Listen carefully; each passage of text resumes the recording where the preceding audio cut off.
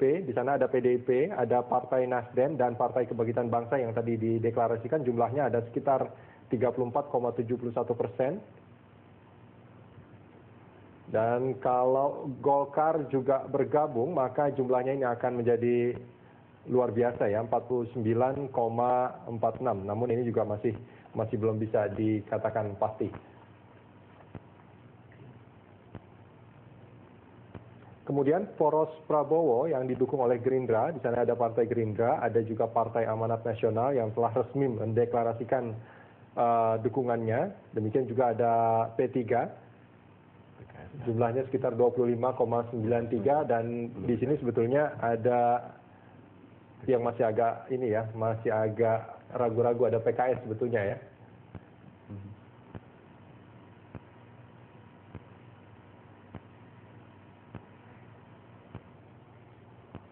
Ya, sebetulnya selain Gerindra, PAN dan P3, nampaknya PKS sudah lebih condong ke kubu Prabowo. Ya, bagi PAN itu PKS itu adalah saudara, karena pada pemilu 99 PAN bersama dengan Partai Keadilan pada waktu itu pernah dalam satu rumah di fraksi reformasi di PRI. Jadi kami akan sangat senang apabila PKS juga ikut bergabung dengan komunikasi politik dengan PKS juga ya, sudah sangat intensif ya? Dilakukan.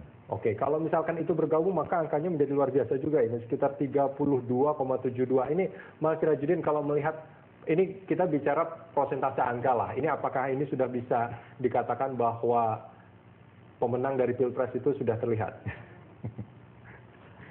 Belum terlihat. Belum ya? Sampai saat ini, karena masih ada dua pemain besar yang belum mengambil keputusan. Belum menentukan ya? Ya.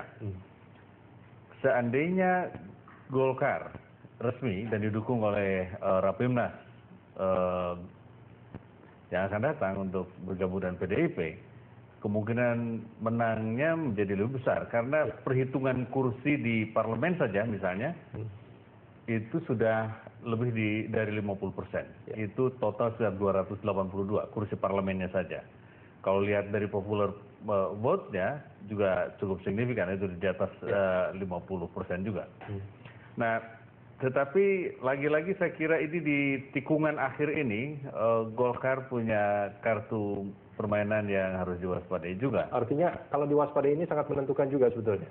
Bisa jadi, karena kalaupun misalnya Golkar mengambil posisi bergabung dengan Pak SBY, lalu ngambil mungkin Hanura atau PAN, ya udah cukup juga untuk jadi satu poros. Dan itu tapi bisa menunda. Tidak mungkin PAN sudah ke Prabowo saat ini. Maksudnya PKS atau Hanura maksud saya dengan itu bisa menjadi poros sendiri. Setidaknya akan menunda peluang kemenangan Pak Jokowi atau peluang kemenangan Pak Prabowo. Apalagi kalau tetapi yang diuntungkan saya kira Pak Prabowo yang jelas diuntungkan karena memberi waktu yang cukup banyak untuk mengkonsolidasi pemilih. Ya, apalagi hasil survei juga Pak Prabowo sekarang juga terus meningkat ya. Sementara Pak Jokowi cenderungannya masih menurun. Kita akan sambungin di segmen berikutnya ini, Mas Vita.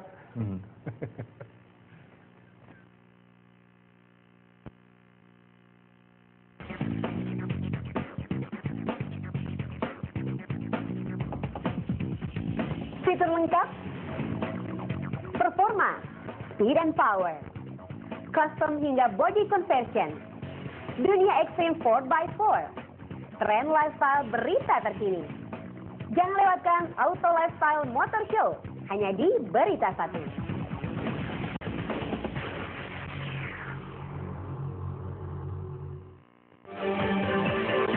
Awali hari Anda bersama kami. Halo, selamat pagi pemirsa. Informasi pilihan akan kami hadirkan. Jurnal Pagi, sumber informasi dan referensi Anda di pagi hari. Sampai saat ini memang belum ada aktivitas. Berita dari Siloam bahwa mereka menjual saham mereka. Jokowi ini merupakan yang paling populer di sosial media. Kedua tersangka yang diduga memberi suap kepada Rudi Rubiandini. Jurnal Pagi, setiap hari jam 6 pagi, hanya di Berita 1.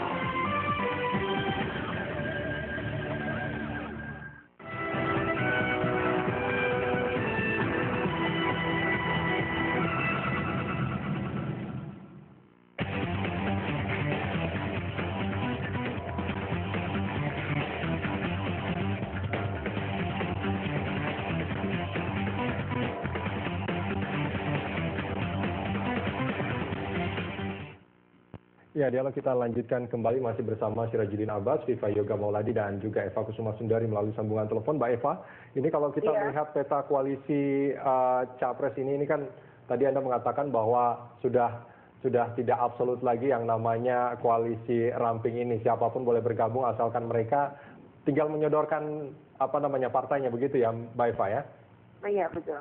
Artinya mereka harus mengikuti apa yang menjadi garis besar dari koalisi yang sudah disepakati dengan PKB dan Nasdem.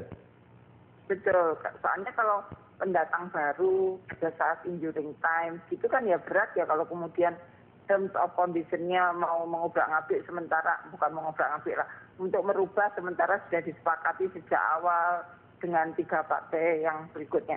Tapi gini loh Mas, terms of condition-nya kan sangat normatif, juga sangat idealis dan ideologis. Jadi aneh kalau kemudian menjadi persoalan untuk bergabung ke PDI Perjuangan gitu. Jadi kita kenapa kok seperti firm dengan terms of condition kita, karena ini demi NKRI, jadi tidak untuk demi elit maupun tidak demi tokoh dan seterusnya. Ya, itu yang membuat kita pede. Gitu. Artinya sangat umum dan siapapun partai politik yang akan bergabung mestinya setuju dengan TOR yang sudah disepakati oleh karena PDIP sangat ya. Rasional, logik dan sangat legitimit lah. Ya, artinya kalau kita melihat apa yang terjadi dengan Golkar saat ini yang belum resmi menyatakan koalisinya, bukankah itu seperti dalam tanda kutip agak sedikit main-main dengan PDIP karena TOR-nya sebetulnya tidak menjadi masalah harusnya? Enggak, kita sangat paham posisi Golkar ya, di mana perlu untuk mendapatkan legitimasi dari legal sebetulnya ya, bukan legitimasi legal dari proses legal dari Rakernas tersebut. Tentu Pak ARB kan berhati-hati lah dalam hal ini kalau mengambil keputusan, walaupun pada saat di Pasar Nembrong kemarin katanya ini sudah 99% Pak, tinggal 1% aja tunggu di Rakernasnya. Itu yang saya dengar informasinya. Tapi ya tetap saja 1% kan akan menentukan jadi atau tidaknya. Tapi walaupun nanti menyusul, tetap pada posisi seperti yang tadi saya bilang, terms of condition untuk bekerjasama dengan 3 parpol yang tadi deklarasi adalah seperti yang saya ungkap tadi. Tidak berbasis pada transaksional, tidak menyoal posisi, dan demi NKRI lah semuanya.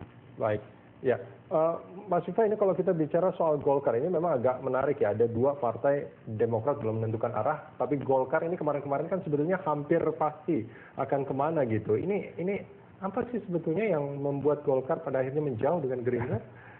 Tidak jauh, cuman kami membatasi untuk berbicara terhadap partai yang lain karena Golkar menunggu hasil Rapimnas. Tapi ada satu hal penting Mas kalau menurut saya. Apa itu? Bahwa soal hasil pemilu legislatif itu tidak berbanding lurus dengan Pilpres gitu ya. Jadi artinya bahwa dukungan suara atau kursi itu tidak identik sama nanti hasilnya di Pilpres karena ada beberapa persoalan. Satu, persoalannya adalah identifikasi pemilih terhadap partai atau party ID itu kalau menjelang Pilpres semakin rendah.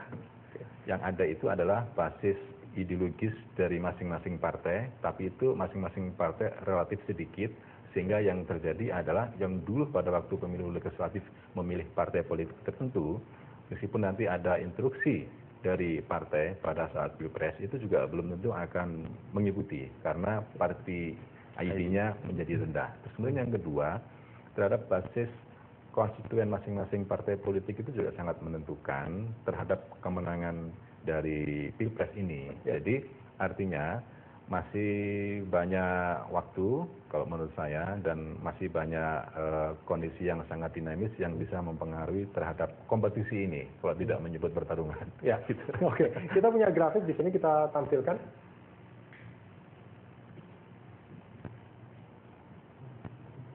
Nah, ini hasil survei dari Pusat Data Bersatu untuk Jokowi, elektabilitasnya ini dilakukan pada bulan Maret ya, 29,8, sementara Prabowo 11,6.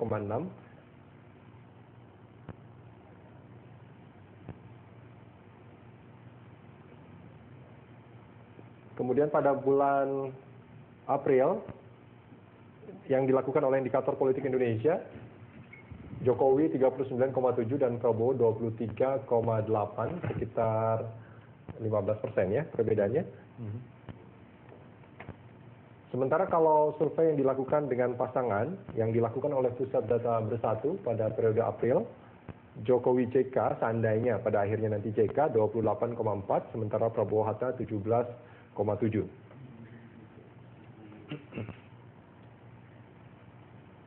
Dan terakhir ini yang dilakukan oleh Indikator Politik Indonesia pada periode yang sama, Jokowi JK 51, Prabowo Hatta 32,4. Ini kalau kita bicara hasil survei memang tergantung respondennya ya. Jumlah responden itu juga sangat mempengaruhi. Jadi survei itu tidak baku, tidak mati, tidak absolut. Survei itu memotret perkembangan pada hari ini, pada peristiwa hari ini, dan pada momentum hari ini.